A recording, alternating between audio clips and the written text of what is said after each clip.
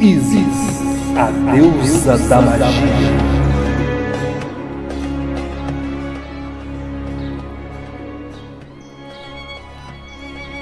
A deusa Ísis foi uma das principais divindades do Antigo Egito, e sua veneração espalhou-se também, naquela época, para a antiga Grécia e Roma. Ela foi mencionada pela primeira vez no Império Antigo, ficando muito conhecida no mito de Osíris, onde Sete mata Osíris, seu esposo, enganando ele, fazendo-o entrar dentro de um sarcófago e depois jogando-o no rio Nilo. Mas Ísis, que amava infinitamente seu esposo, não desistiu de procurar o corpo de Osíris, para ao menos lhe dar um enterro digno. Deusa da magia, se transformava em ave e sobrevoava o Nilo numa busca incessante. Inclusive, teve a ajuda do deus Ra para encontrá-lo e escondê-lo numa plantação de papiros. Mas o maldoso Sete recupera o corpo e parte Osíris em 14 pedaços, espalhando eles sobre o Egito. Ísis localiza os pedaços, constrói um falo de ouro e Anubis mumifica o corpo de Osíris. A deusa então ressuscita Osíris por pouco tempo, através da magia. Se transforma numa ave e copula com ele, engravidando-se antes que o mesmo morra novamente. Em seguida, ela foge para a região do Baixo Egito, precisamente no delta do Nilo, onde lá ela vai tentar criar Horus, o futuro herdeiro do trono usurpado por Sete.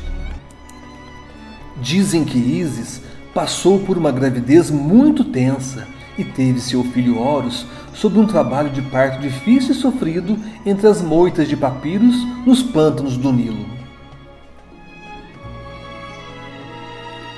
Ísis protegeu Horus de Sete e também de outros perigos à medida que ele crescia. Além de Sekert, a deusa escorpiã, havia também 7 divindades, escorpiões menores, que protegiam Ísis e seu filho. Numa ocasião, eles vingaram de uma mulher rica que recusou ajudar a deusa, aferroando o filho dela, fazendo com que fosse necessário que a mesma precisasse de Ísis para curar a criança. Ísis, como toda mãe, teve também problemas e conflitos com seu filho Horus. Foi retratado que certa vez Horus, furioso, decapitou ela. Não se sabe o motivo ao certo, mas a mesma substituiu sua cabeça original por uma cabeça de vaca. Ela era a deusa da magia. O aspecto maternal de Ísis era tão grande que se estendia para outras divindades. Embora seu filho Horus acabou tendo como esposa a deusa Hathor, os textos dos sarcófagos do Império Médio, datados entre 2055 a 1650 a.C., diziam que os filhos de Horus eram, na verdade, divindades funerárias que protegiam os órgãos internos dos mortos.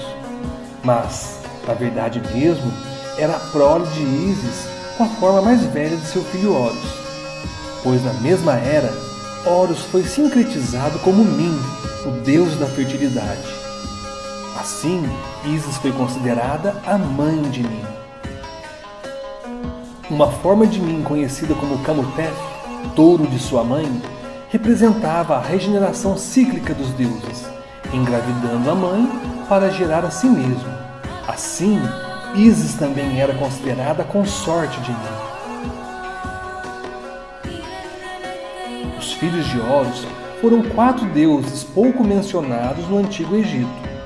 Eles eram Inset, Rap, Duamutef e Qeb-Senuef. Estes deuses estavam estritamente ligados ao culto funerário. Era dito que Apis, um touro venerado como deus vivo em Mênfis, era também filho de Ísis, com uma forma de Osíris conhecida como Osíris Apis, A mãe de cada touro Apis era conhecida como a vaca Ísis.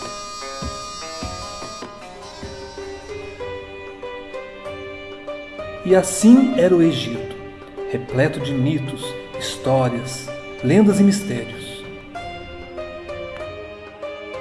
Há uma história relatada no papiro Wetzker que menciona Ísis entre um grupo de deusas que serviram de parteiras durante o nascimento de 3 futuros reis.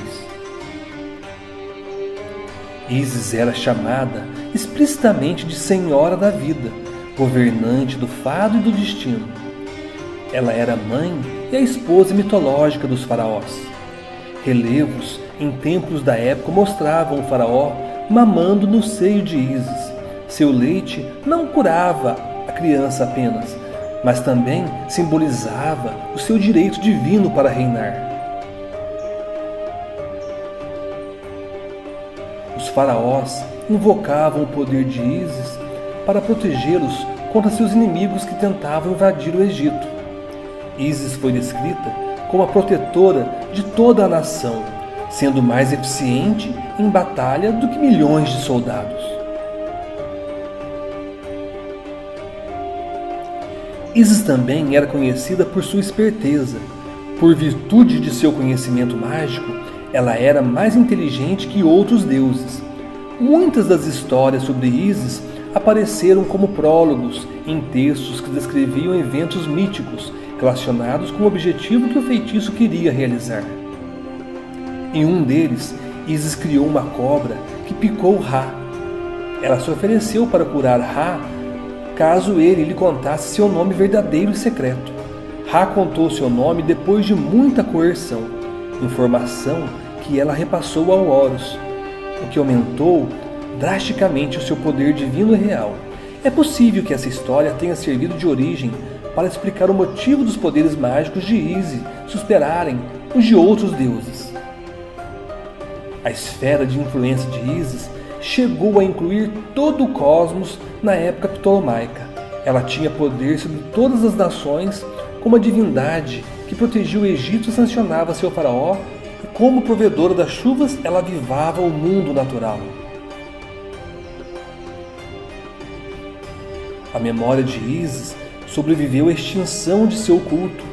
Muitos europeus modernos, assim como os gregos romanos, consideram o Antigo Egito como local de uma sabedoria profunda e por vezes mística, como essa sabedoria frequentemente sendo ligada à deusa Ísis.